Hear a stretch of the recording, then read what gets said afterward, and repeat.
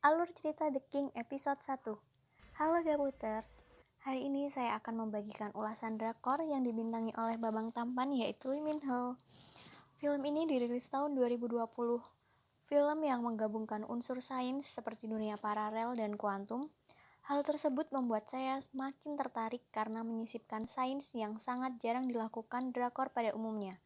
Oke guys, tanpa basa-basi langsung aja kita ke alur ceritanya. Kisah diawali saat Jung Tae-ul sedang menginterogasi Lelim tentang insiden pembunuhan Lelim yang terlahir pada Februari 1951 hingga saat ini tidak menua sama sekali. Lalu Shin ditarik mundur ke musim dingin tahun 1994. Pada saat itu, Lelim dan kaki tangannya mengkhianati Raja Lihu yang merupakan seorang pemimpin di negeri kerajaan Korea. Lelim berniat mengambil seruling sakti Manpa Jinsuk dan membunuh raja dengan pedang. Lalu Shin kembali ditarik maju di tahun 2019, tepatnya di kerajaan Korea, di Istana Utama Busan pada musim gugur 2019. Lee-gon yang masih memiliki bekas luka sayatan di lehernya, dia ditemani oleh pengawal setia sekaligus pedang abadinya Juyong, anak kecil yang usil tadi menangis. Nenek Oknam ingin memasangkan jimat agar Lee-gon cepat mendapatkan jodoh, namun dia tidak mau dan membuangnya. Kemudian Lee-gon bertemu dengan Perdana Menteri Ko Seong. Ini orangnya cakep banget. Mereka berbicara di lapangan tempat Lee-gon berkuda dengan kuda putihnya yang bernama Maximus dan si Ko Seong yang mencoba mencari modus di depan wartawan istana yang sedang meliput dan memotret kegiatan tersebut supaya tersebar gosip bahwa dia sedekat dengan sang raja. Setelah pertemuan itu, Lee-gon menemui anak-anak dan membacakan dongeng alis yang mengejar kelinci.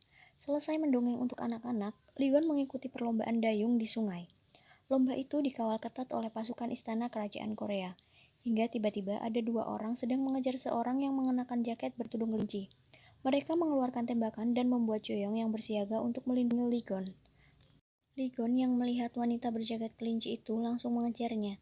Sesampainya di istana, Lee-gon membuka buku dongeng petualangan alis di negeri ajaib dan kembali melihat tanda pengenal Letnan Jung Tae-ul dari Badan Kepolisian Nasional.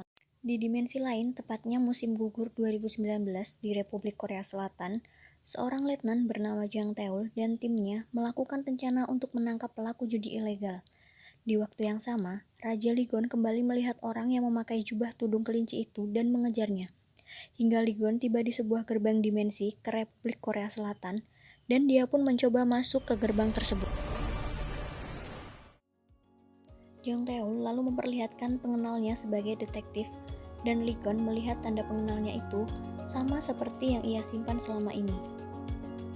Lalu sang raja pun memeluk letnan karena menemukan orang yang selama ini dia cari dan cerita pun bersambung.